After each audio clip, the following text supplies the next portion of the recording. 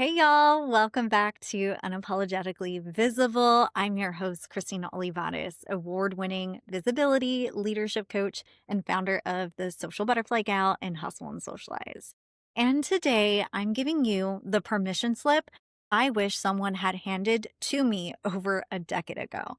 I never imagined that I was going to step into the world of entrepreneurship, especially into the coaching and events and speaking industry. Anytime I'm mentoring someone, I always get asked this question: what is the best piece of advice that I can give them when it comes to breaking into the industry, whether that is the coaching industry or the speaking industry or even hosting your own event? What is the best piece of advice, especially when it comes to someone who has a similar background? So buckle up, because in this episode, we are going to unlearn almost every rule that you thought you had to follow in order to break into this industry. I'm a girl from the Rio Grande Valley down on the South Texas border. I didn't have any entrepreneurs in my immediate family, although I did learn that entrepreneurship ran deep with my great grandmother on my dad's side. And I was dead set on getting into television, in a television career. So while I did have all of my experience in broadcast journalism and in public speaking,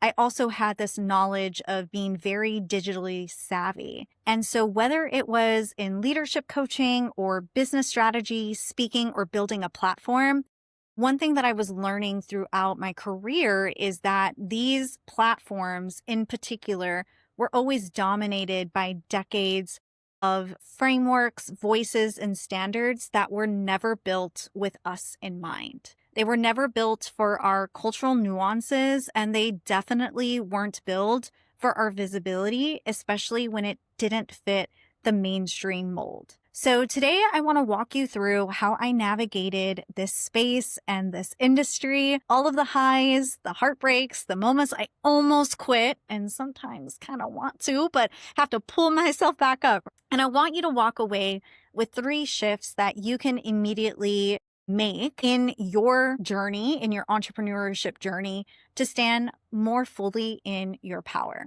By the end of this episode, you are going to have 3 immediate actions that you can take this week to grow your visibility and authority. You're also going to have a reframed for your lived experiences as being your biggest assets. And hopefully a reminder that you belong here, not because someone let you in, but because you decided to take up space. When I first started the Social Butterfly Gal, I didn't see a space that was built for women like me. So I decided to carve out my own path and pave my own way and build my own space. It first started with personal branding and speaking and going into social media management work. And then it grew into something much bigger, especially with Hustle and Socialize, my conference for Latina and women of color founders. Building all of this from scratch in a city like San Antonio came with its own set of challenges. I love my city, don't get me wrong. I love San Antonio, Texas. It's always been a part of my own journey, as I would always travel with my family to San Antonio for our family vacations. So I never imagined that I was going to live here, not only live here, but get married and have my own business and eventually, hopefully, my future family. But living in here in San Antonio for over 12 years, there's this mindset here. It's a very who's who culture. We like to call it, it's a big city with a small town vibe. So if you were not born and raised in San Antonio, or if you're not a part of certain circles, sometimes it would automatically feel like you kind of were the outsider. Being 24 and coming onto the scene very guns blazing, I had to navigate the complexities of building my company while also getting into these very established circles with status quo in it. I always felt I had to prove myself in order to just get in the room. And there was a lot of moments early on and even kind of like in the middle of my journey where I thought, oh, maybe I should do things the way that these people do it, or maybe I should tone it down. Maybe I'm a little too much. Maybe I come off too strong, or I didn't want to piss off like the wrong people because then it's such a reputation. And again, this city is a very big city with a small town vibe. And so I kind of thought that I had to be very palatable. And there was this moment where I was managing social media for the city's biggest festival. And I thought that it would be so incredible to implement that Taylor Swift tactic that she did on her own social media for reputation. You know, the one where she archived her whole entire Instagram feed to launch her new era, which is rep.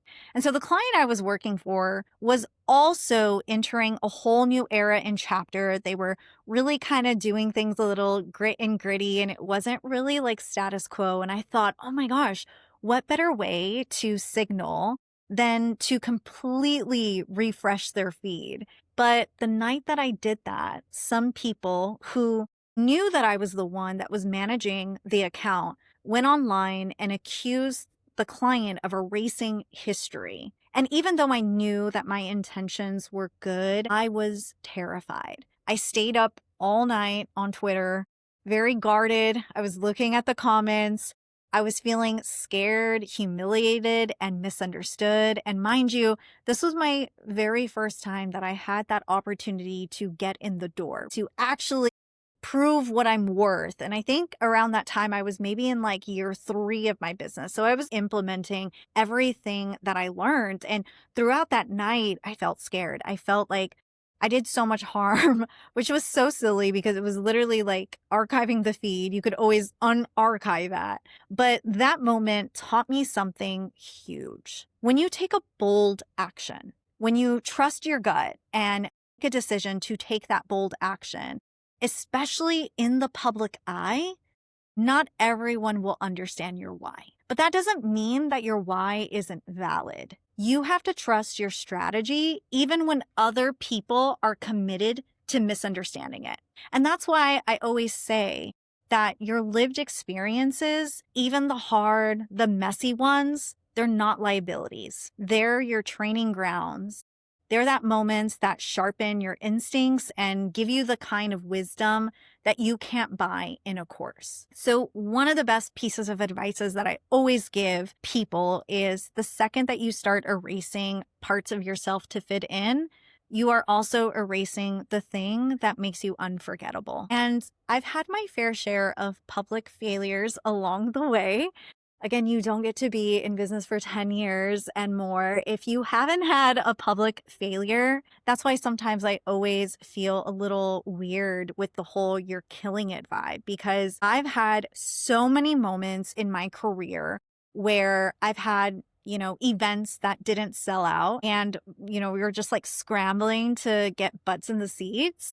I've also had moments where, unfortunately, I have run out of money and I didn't know when my next client was going to come from, and I was really short in my cash flow. I think as entrepreneurs, we know, especially dealing with different economies, it's always up and down. And so you really have to get in a really good space with your nervous system in order to be able to hold that capacity. And so while I was showing up and being so excited, there was also moments where I was really breaking down and crying and not sleeping.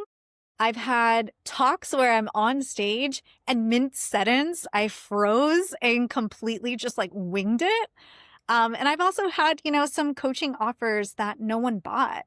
There's been so many times where I've been marketing and no one bought. And I think it's really humbling to pour your heart out into something and then watch it flop. It's just like a really humbling experience, but it also stings when people see you fail in public.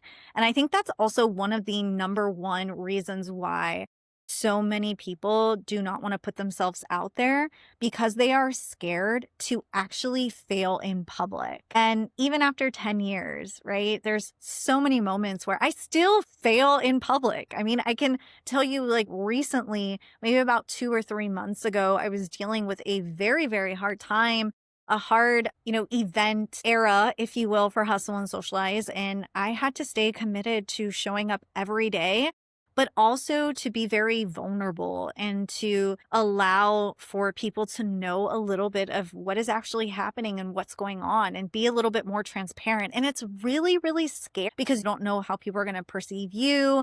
And so it's really tempting to make that mean something if you're not cut out for it, right? If you are always kind of like really afraid to fail in public, it could easily hurt you in the long run. And so something that I've always really took heart is you have to master your craft deeply. If you are wanting to go into entrepreneurship in whatever area, whatever industry that you are in, it is not enough to just be like, all right, I'm going to open my business and I'm going to open up my LLC and everyone's going to come running.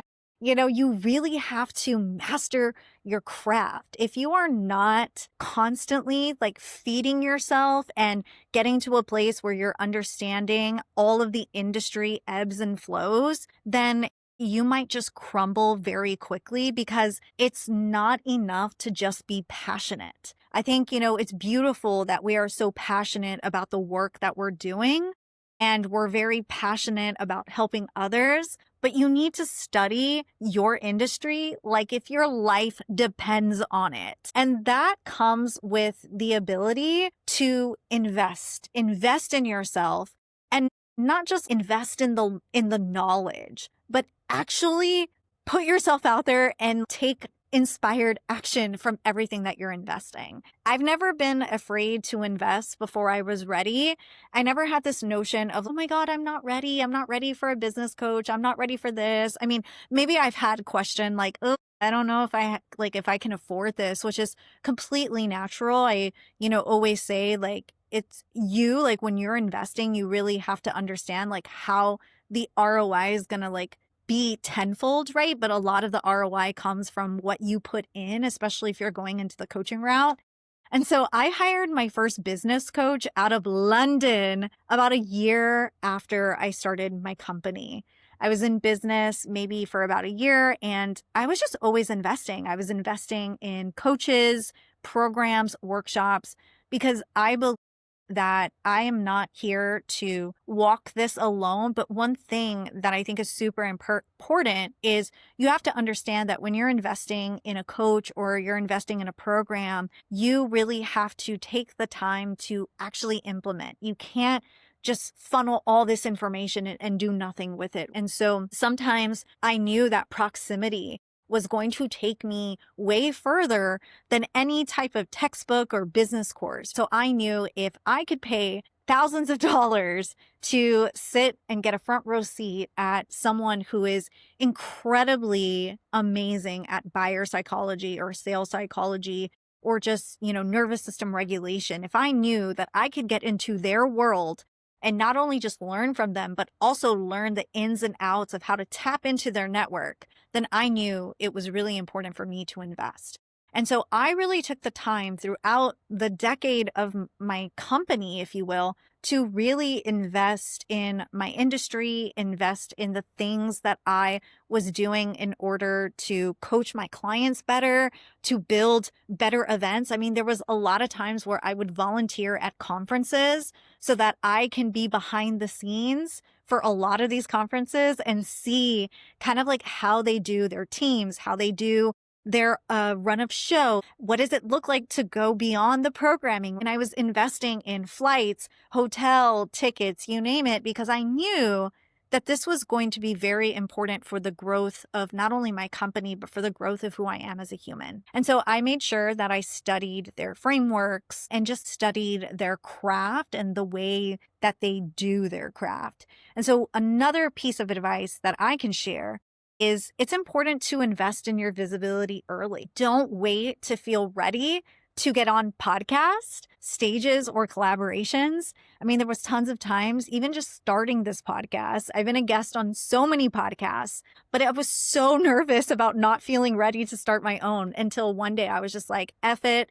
We're going to start it. We're going to get, I don't really know how to maneuver the studio here at Geekdom. Shout out to Geekdom co-working space in downtown San Antonio for this amazing podcast studio. But there was a lot of times where I didn't even know what the hell I was doing. And I think it's really important for you to not wait until you feel ready, especially because the more people see you, the more they start trusting you. You start sharing your insights, you start sharing your knowledge and your wisdom, even if it's imperfect, because imperfect content starts building more momentum than any type of silence ever. But early on in my business days, when Instagram and Facebook Live just launched, I was an early adapter. I knew that if they were going to launch Facebook Live and Instagram Live, I needed to be front and center and start using these platforms. I would go live at coffee shops, in public for that matter. Sometimes I would step outside, you would hear the wind, or I would be inside just like talking to my laptop. And I was sharing my perspective about social media and business and different things. And I was sharing all of my knowledge and my insights. And it wasn't perfect, okay? If I go back to some of the early Facebook Live or Instagram Live videos, it's kind of awkward. But I was really making my rounds and practicing my stage presence, practicing how I talk, practicing being on camera. And that led to attracting opportunities. I remember because I was live, I got my very first podcast up opportunity maybe a couple of months after I started my business. I also got my very first speaking gig in the same kind of realm of when I launched my LLC. And so if you are really wanting to step into that spotlight where you're attracting those collaborations and speaking opportunities, podcast interviews, you have to be committed to getting outside of yourself, getting outside of your comfort zone, and really be committed to the implementation. Because I think that's what stalls a lot of people is we take all this knowledge in. And one of the things that I love to tell my clients, especially when we're in coaching, is a lot of this information can be overload. It could be very just overstimulating. And so I think when you're navigating and walking into rooms where you're the only one who looks like you or talks like you, or carries that, type of story, I think it's really nerve-wracking to do that. And I think that's why a lot of times so many people are really nervous about putting yourself out there. I mean, I was 24, very passionate about the work that I was doing, but being 24 and looking very, very young can be very intimidating, especially when you're going into these rooms. You have to be sure that as you step in to putting yourself out there more, as you get used to failing in public, as you get used to just, being who you are at your core, you also have to make a commitment to no longer shrink to fit into people's comfort zones or people's perceptions of you. And that was a huge, huge breakthrough that I had to realize, but also that I had to deal with throughout the everyday things of being an entrepreneur. I've had my fair share of dealing with women who say that they're all about community. They say that they're all about lifting other women up. And then you do something with them, or maybe you say kind of like the wrong things, or you kind of go ahead of the game and all of a sudden it's just like they go completely against it. And I know as women, we're drawn to relationships. We want to build in community. We always preach community over competition. It's really frustrating. And I think something that I've really had to learn in the course of the decade in business, especially building in this city and really kind of getting to work with different personalities and just learning all the ropes of navigating different business circles. I think that sometimes being not resourced or not supported in the way that you wish to be supported gets really frustrating, and it could easily break somebody who is just trying to get that foot in the door. And that's why I always say, we're not here to just get the foot in the door. We're here to break down the door. We're here not to, just get a seat at the table. We're here to build our own tables. I've really had to make a decision and really had to just be committed to who I am. And that meant that I was no longer going to shrink myself to fit to the status quo. It's very scary. You will lose people along the way. You might piss people off. I've always said this, but if you're not pissing people off, then you're not doing your job, right? Because you're not for everybody, and not everybody is for you. And so you got to find those people that are meant for you. And, like I said, you will lose people, some colleagues, clients, supporters. They're going to stay because they are truly in alignment with who you are authentically. And some people you might lose, and that's okay. That unfortunately comes with the territory of building a business. And so some of your peers will stop clapping whenever you start being unapologetically you. Your job is not to make yourself palatable. It is your job to stand fully in your power, and that the right people will be right there with you, lifting you up in your power. So let's recap the permission slip. First, best piece of advice I could give somebody to break into the industry is to ground yourself in your story. That is your biggest advantage. Take some time to write about some of the lived experiences that have made you who you are today, or maybe it is things that you want to do moving forward in your life, and make it known about your story. And don't be afraid to share your story on every single platform that you can think of, social media wise, content wise, even in person. You have a story to tell, and it is super important for your voice to be heard, for you to be seen and heard, and for your story to be out there, because it truly, truly matters. The second piece of advice that I would say to anybody who's wanting to break into entrepreneurship or any type of industry is to master your craft. It is what makes you irreplaceable. You have to study it day in, day out, live, eat, breathe it, whatever industry you're in. Everything changes super quickly in entrepreneurship. You might have 1 month where you are skyrocketing, and then you have another month where it is not so skyrocketing. And so the ability to adapt and be flexible and to pivot and to be innovative and to be resourceful when you don't know where the hell your next piece of income is coming from, it is such an asset. The last piece of advice that I would share to anybody who's trying to break into entrepreneurship or any type of industry is to invest in your visibility early. Stop waiting for anybody to give you permission. Nobody needs to give you permission to start the podcast. No one needs to give you permission to go live on Instagram.